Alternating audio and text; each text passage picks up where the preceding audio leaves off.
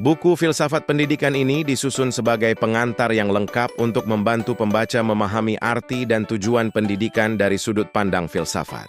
Pendidikan tidak hanya soal proses belajar mengajar, tetapi juga menyangkut nilai-nilai, tujuan, serta arah yang ingin dicapai. Melalui pendekatan filosofis, pembaca diajak untuk melihat pendidikan sebagai sesuatu yang lebih dalam dan bermakna. Buku ini cocok bagi siapa saja yang ingin memahami pendidikan secara lebih menyeluruh. Dalam buku ini dijelaskan secara runtut tentang apa itu filsafat, ruang lingkupnya, serta objek kajiannya, baik secara material maupun formal. Pembaca juga akan menemukan pembahasan mengenai hubungan antara filsafat, ilmu pengetahuan, dan nilai. Penjelasan ini penting agar kita dapat melihat bagaimana filsafat membantu membentuk landasan berpikir dalam dunia pendidikan. Dengan memahami dasar-dasar ini, kita bisa lebih bijak dalam menilai dan merancang sistem pendidikan. Berbagai cabang filsafat seperti metafisika, epistemologi, dan aksiologi dijelaskan dengan bahasa yang mudah dimengerti.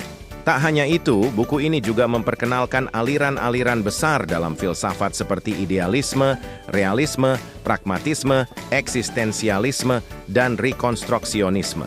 Selain itu, pembaca diajak mengenal tokoh-tokoh penting dalam sejarah filsafat, baik dari dunia barat maupun dari tradisi Islam, yang pemikirannya berpengaruh besar terhadap teori dan praktik pendidikan.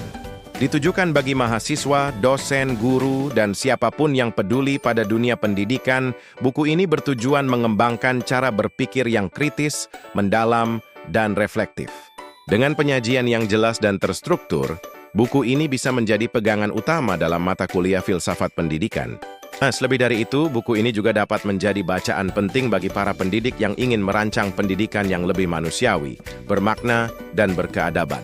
Untuk lebih lengkapnya, temukan di website buku ini juga membahas bagaimana filsafat berperan dalam menentukan tujuan pendidikan, isi atau materi yang diajarkan, serta arah kebijakan pendidikan.